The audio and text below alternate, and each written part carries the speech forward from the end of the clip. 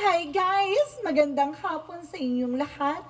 This is Chin Rodriguez from Masagari Channel, a faith healer, also mata reader. So ngayong hapon, natatigyan natin na sabihin sa iyo ng ating mga gabay. So this is a monthly gabay for the month of April 2024 for the sign of Scorpio. So, Scorpio, welcome to my channel. Ano kayang messages, advices ng spirit guides ang ating masasaga for today's video? Kanina naman kayang energy, kaganapan sa buhay ng mga Scorpio ang ating mga hagilap. So guys, this reading is a general reading lamang. Hindi lahat makaka-resonate. Kunin lamang pa makaka-relate sa inyo and comment down below kung kaninong energy ating nasago. And of course, don't forget to like and subscribe my channel and hit the notification bell for more videos update. Or kasi maraming salamat po sa mawalang sawang pagsuporta sa aking channel, lalong-lalo na yung hindi nag-i-skip ng ads. Naway pagpalain kayo ng Diyos at may kapal, siksik-liglig na gumapong na biyayang manang balik sa inyo.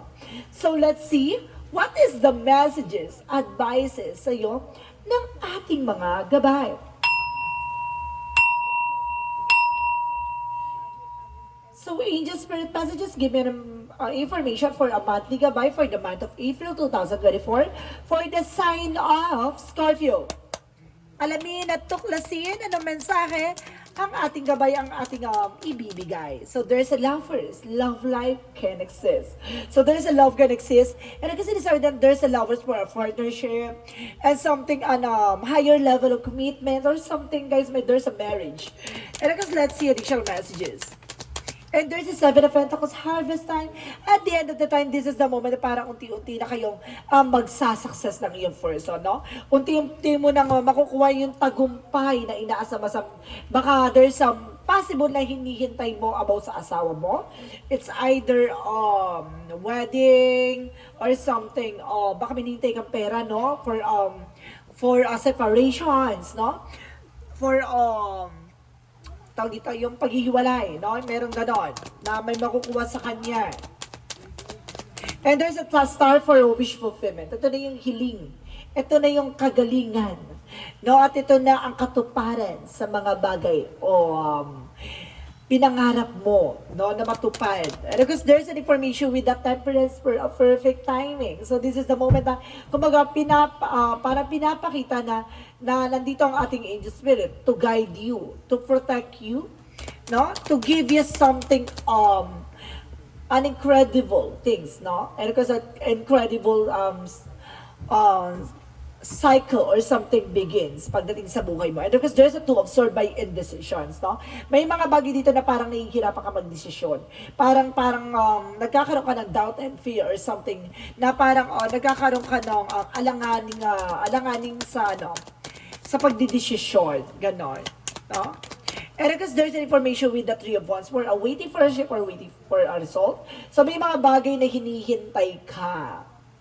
There is something documents or something annulment. So guys, ganun. Because there's something travel. So some of you guys. So let's see what is the lovers represent the Seven of Swords. So some of you guys know, yung person mo, there's a cheating lying on you, no? Mag-ingat ka. So let's see what is the Seven of Pentacles to the Wheel of Fortune. So there's a turning back to your favor. Maaaring this is the moment para makuha mo na yung lahat ng mga bagay na pinaghirapan mo. Kasi there's a Seven of Pentacles for harvest time, and that of course there's a Wheel of Fortune for a blessed and of course destiny. So ibig sabihin ng the Wheel of Fortune is a karma. So ibig sabihin consequences, no? Kumbaga lahat ng mga bagay na gagawin mo, ito ang kaakibat, ang consequence or cause and effect sa situation, no? Kumbaga, karma is waving, no? It's in a good way, in a good matter, or in a bad way. So let's see what is the star card. Nine of Wands. So there's a resilience, no? Kailangan mong maging tahimik lang, no? Huwag ka masyadong maging bulgaran sa mga pangarap mo. Kasi may mga bagay dyan na hindi mo alam, laki ng inggit sa katawan nila, no? Laki ng inggit sa'yo. So the temperance represent the Five of Cups in reverse. So, no more disappointment, no more regret. So, this is the moment na parang matatanggap mo na unti-unti yung mga bagay na nawala. Because the Two of Swords with the Knight of Pentacles, so there is a blossoming abundance. So, maaring lalago at lalakas na about sa resource of income or finances mo. The Three of Wands represent the King of Swords, kumbaga being stop the pattern, or being intelligent and being wise. No, kailangan maging matalino ka sa mga desisyon, plano mo sa buhay at sa mga bagay na hinihintay mo. So let's see what is the Lover, is the Seven of Swords. So there is a devil. Ibig sabihin, nagkaroon ng cheating lying on you that because of temptation, bullying, no, baka yung tao, yung person mo maaring, kumbaga nagkaroon ng bully, binuli siya ng friend niya, no, na, kumbaga para buyuin dun sa tao na yon, sa babae na yon, or sa lalaki na yon, no. Kaya nagkaroon ng something temptation. Kaya nagkaroon ng breakup, nagkaroon ng separation, or nagkaroon ng haruta, nagkaroon ng landian dahil dun sa mga kaibigan ng toxic, no? Nilande, hinarot, dahil sa mga tao na sa paligid niya na, kumbaga, makitid ang mga utak, no? So, let's see what is the Seven of Pentacles, because the Wheel of Fortune represent the Seven of Cups. So, there's a lot of confusion. So, there's a lot of opportunity coming in for you. Maraming taong nanggugulo or maraming taong guguluhin ang iyong relasyon, ang iyong finances, and iyong career. That because of insecurities. So let's see what is the Star card, because the Knight of Wands represent the Three of Swords in reverse for a recovery. Na unti-unti ka na makaka-recover from the pain, unti-unti ka na makakabangon at unti-unti ka na makakaalis sa sitwasyon. And because let's see what is the Temperance in the Five of Cups in reverse. So there is a Queen of Wands by confidence, and because of being have a stability and control, no? Kumbaga, the more na kontrolado at alam mo sa sarili mo yung grounds mo, and if you have a confident inside and out, no?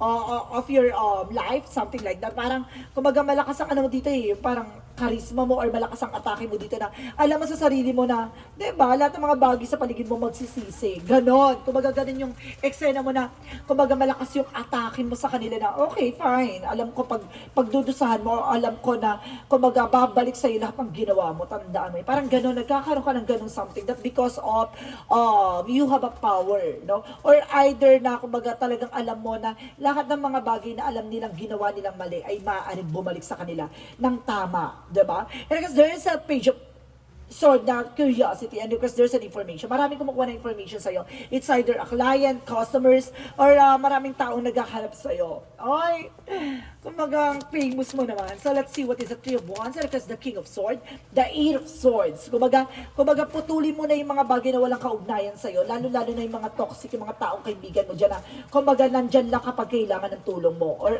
either, guys, nandyan lang kapag, diba, nanghihiram sa'yo, or either, guys, nandyan lang kapag napapakinabangan ka.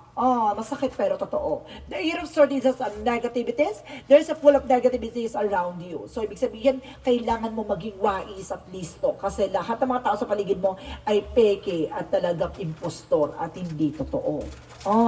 So, let's see. What is additional messages for the outcome? So, there's the Page of Wands. So there's a lot of news, information na malalaman mo at matutuklasan mo. At the same time, there's a Knight of Cups for an offer. There's an apology, offer for a finances. Kumbaga, uulanin ka ng mga messages, email, and information na, kumbaga, tatatak sa'yo at malalaman mo. Ganon. Kumbaga, itong bagay na to ang magbibigay sa'yo ng new opportunities. Kumbaga, lalo mong binubus yung confidence mo sa lahat na nalalaman mo at lahat na natutuklasan mo. So let's see what is additional messages for career. Sa career mo naman, there is a Seven of Wands. You are being protected, no? Kumbaga, protektado naman ang iyong career, and of course, the Ace of Cups is also your love life, no? Kumbaga, kahit na, kumbaga, maraming tao susubukan lokohin ka, susubukan buyuin ka, or susubukan sulsulan yung person mo, no? Hindi pa rin yun magigiba at hindi pa rin yun mauulul-ulul mga yan. There's a Seven of Wands for protection, no? Protektado kayo ng ating angel spirit. So, let's see what is additional messages for love life. So there's an Ace of Pentacles. So see, may kaakibat ang love life and of course finances sa'yo. The more na in love ka, the more siya nag-bloom. So ibig sabihin dito, kumbaga it's like an inspiration na parang, kumbaga, like seasonal guys. Kumbaga yung flowers na nag-bloom siya kasi namumulaklak. Baka nagdidiligan ka. Kaya siguro namumulaklak yung finances sa'yo. And there's a Three of Cups for a celebration. Maraming celebration that because of sa ginagawa mo, no? Kumbaga it's either tumutulong ka or either marami kang taong natutulong or marami kang taong minamahal, no? So, ganun siya. Lalo siyang namamayagpag yung finances mo. Kasi masaya ka. No, the more na masaya ka, the more siya magbubloom. Kaya kailangan wag ka maging malungkot o wag ka maging magdrama. O wag ka magsyado, wag ka maghatak ng mga negative or iwasan mo na yung mga hanas mo sa buhay. Kasi para na sa ganyan, tuloy-tuloy ang biyaya. So, let's see. Additional messages for the health. Sa health mo, there is a Queen of Pentacles, being practicality. Maging practical ka. Pag alam mong bawal, pag alam mong hindi pwede, wag mong gawin at wag mong kainin at wag mong pilitin. The Two of Wands is a choices. Choice mo naman yan. Ganun naman talaga sa buhay, no? Kumbaga, kapag alam mong hindi pwede, wag mong ipilit. Kapag alam mong hindi pwede at kinakain mo, ay, alam mo na kung anong kahihinatnan mo. Magpapantay ang dalawang paa mo. Ganon. Kumbaga may mga bagay na kailangan mong iwasan kung ayaw mo mapunta sa hantungan, di. So let's see what is the magical fairy messages. Diba, more energy tayo, you know why? Nakapagpahinga ako ng kumbaga mahaba-haba. Kasi, diba? So let's see what is the magical fairy messages for pregnancy. So, maaaring magkaroon ng bagong negosyo, bagong bahay. Kumbaga, pregnancy for me kasi parang, kumbaga, magkakaroon ka ng bagong blessings, no? This is like a blessings in disguise and a blessing in the world, no? Kumbaga, may bagong ibibigay sa'yo or gift ang universe sa'yo. And of course, there's a flower. Ay, di ba? Flower power, guys. Flower power. See? Di ba? Kumbaga, yung kakayanan mo, yung kalakasan mo, yung kumbaga, the more kang masaya, the more kang enjoy, the more kang parang mas lalo nagbublo yung finances sa'yo. Totoo yan, guys. Guaranteed yan. Kaya huwag kang maglulungkot-lungkot, huwag kang magdrama-dramahan dyan. Kapag alam mo yung kaibigan mo toxic, layasan mo. Kung alam mo yung kaibigan mo nagdadrama, kung mawala ka dyan, titigil-tigilan mo, kung ganunin mo. Kasi, kumbaga, sa ganon, di ba, para hindi maudlot yung finances sa'yo. Di ba, marunong ka mag-set ng boundaries sa mga taong, kumbaga, gumagawa ng harang para, di ba, maudlot ang pera sa'yo, or finances, or blessings, di ba? So, let's see what is the yin and yang oracle card. So there's an attraction. So some of you guys know maraming taong nagkakagusto sa iyo. No, you're feeling hot. No? You look like sana hot. Ganon. No, kumbaga maraming na-attract sa iyo, maraming nagkakagusto sa iyo. And there's a Pluto for transformation. May mga pagbabago magaganap sa buhay mo. And there's a wish fulfillment. So see, matutupad yung mga pangarap mo. Talagang sinasabi sa ito, talagang plakado. So let's see what is the Archangel Michael messages for spend more time outdoors. So see, kailangan mo talaga ng liwa-liwa, yung pag-unwind, yung paggala, or either kailangan mong, kumbaga, this summer season, no, kailangan mo mag-swimming or something na, kumbaga, kahit pa paano, di ba, ma-refresh yung utak mo. And there's an information with believe and trust. So see, maniwala at magtiwala. Lahat ng mga nangyayari at kaganapan sa buhay mo ay may ibig sabihin at may halaga. And there's a sense of humor. See, boost your confidence. Sense of humor is a being optimistic. No? Parang tinitignan niya yung lighter side of situation. No? Kumbaga, marunong siyang dumedma ng negatibo. Ganon. So let's see what is the chakra messages. So there's a lot of discoveries. Marami ka pang madidiscover, marami ka pang malalaman, at marami ka pang matutuklasan. At the same time, there's a guilt. Marami nagagalit sa'yo, marami naiinggit sa'yo, at maraming taong gustong guluhin ka at para ma-distract ka. There's a perfection. So, ginaguaranteed dito na para napaka-organizer mong tao, or kumbaga, gusto mo lahat naka-setup, gusto mo lahat nakaayos, ganon. Kumbaga, ayaw mo ng may mga bagay na mali or may mga bagay na hindi mo nagugustuhan sa paligid mo. Parang ganon, no? Kumbaga, pag alam mong pangit, inaalis mo, no? Mga pangit, inaalis mo yan. So, let's see what is additional messages. So, there's a school. So, may mga bagay na marami ka pang matututunan. At marami ka pang matutuklasan. At marami pang, kumbaga, magsisibing kasagutan. There's a crystal for, guys, ito ha, kumbaga itong gemstone or something, crystal stones, kumbaga nakakatulong siya for healing energy. Like amethyst, like a citrine, like a tiger eye, like a evil eye. Nakakatulong yan, no? Kumbaga sa mga charms, may kasama na rin siyang protections. No? Protection for finances, protection for love life. Kasi katulad ng nung rose quartz, for love life yun, no? To boost your love life. Pagdating naman sa mga taong naiinggit sa iyo, yung evil eye. If you want to parang lagi kang parang bigla kang tinatamad, parang nawawala ka sa wisyo, nawawala ka sa ulirat, kailangan mo tiger eye, no? Kung naman, no, kung marami kang nararamdaman sa katawan or feeling mo parang ang bigat-bigat ang pakiramdaman, kailangan mo ng amethyst, no? Kumaga marami kasi silang benefits. So let's see what is the Monsology. Monsology is believe the impossible. No? Kung baga maniwala ka lahat ng mga imposible, ay posible. No? And of course, the answer you need is coming. So lahat ng mga kasagutan or katanungan sa buhay mo ay malapit mo nang masagot.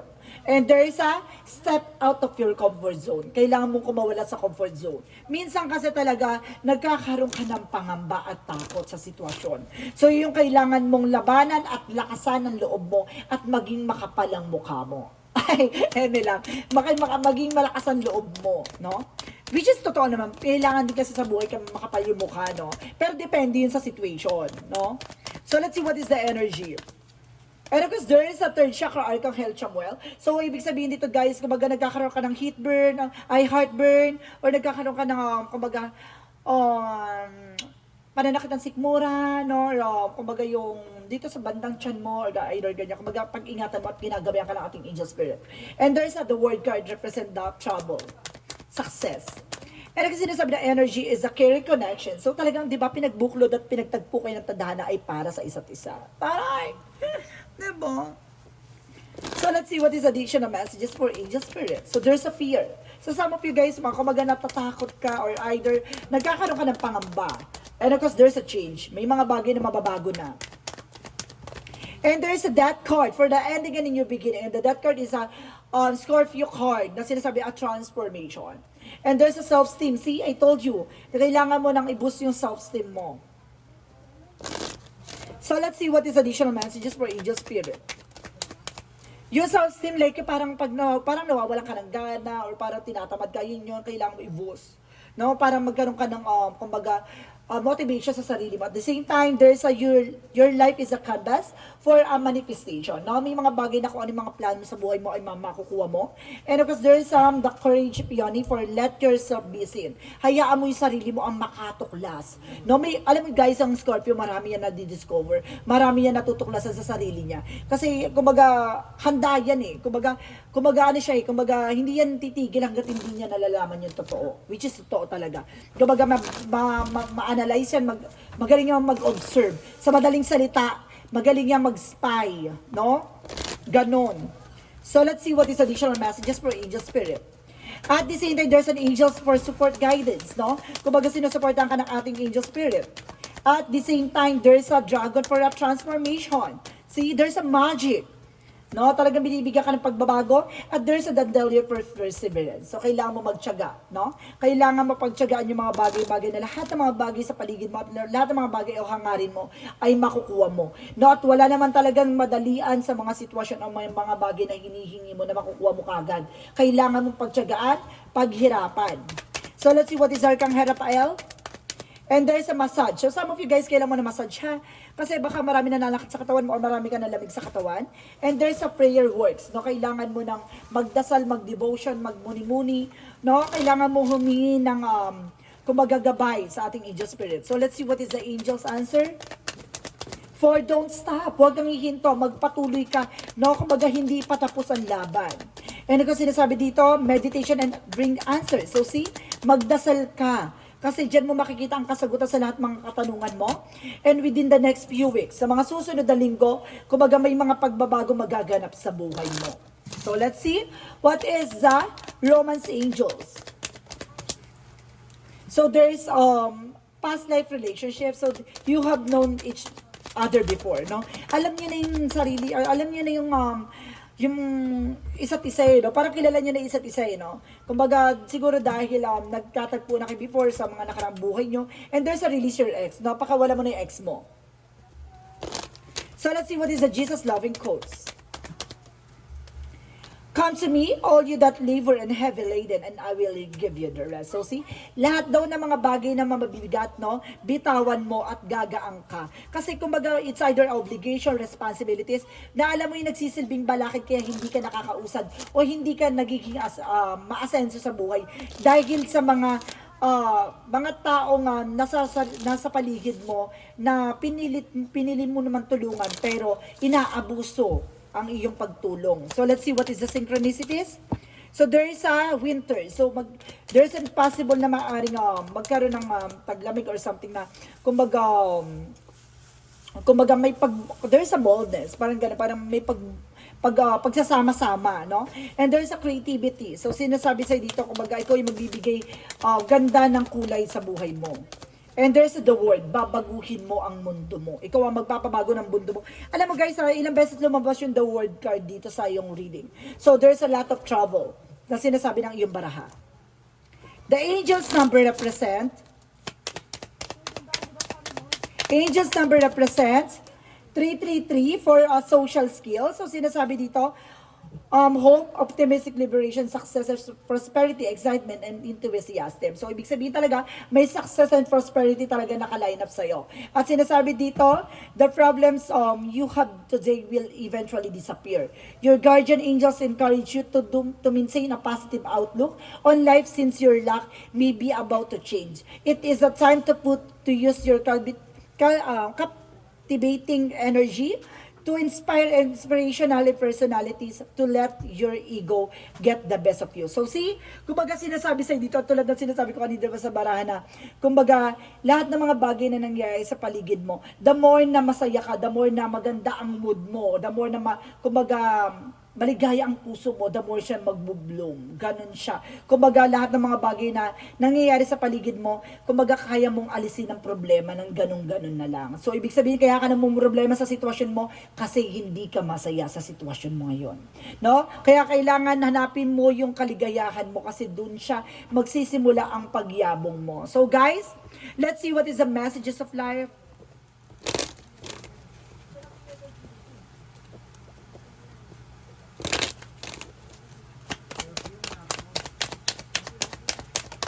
And everything changes. So see, doon na magaganap ang pagbabago. As soft lights radiates from my heart, it illuminates those around me and transform every situation I encounter. I am maintain a positive attitude in spite of any difficulty I may perceive. No matter the circumstances, I remain of source of true joy. Everything changes when it is about of the light in the world, in the light of the divine. So see, kumaga yung mga bagay na mababago, lahat ng mga bagay na nangyayari sa paligid mo ay bigla ang magbabago at bigla ang mag-iiba. So ibig sabihin dito, panatiliin mong positibo at manatili kang positibo sa lahat ng kaganapan sa buhay mo. So guys, this is a monthly gabay for the month of April 2024 for the sign of Scorpio. So Scorpio, maraming salamat for this wonderful reading. So once again, this reading is a general reading namang hindi lahat makaka-resonate. Kunin lamang pa makaka-relate sa inyo and comment down below kung kaninong energy ang ating nasagot. Maraming salamat po and see you in the next video. Bye-bye and babush!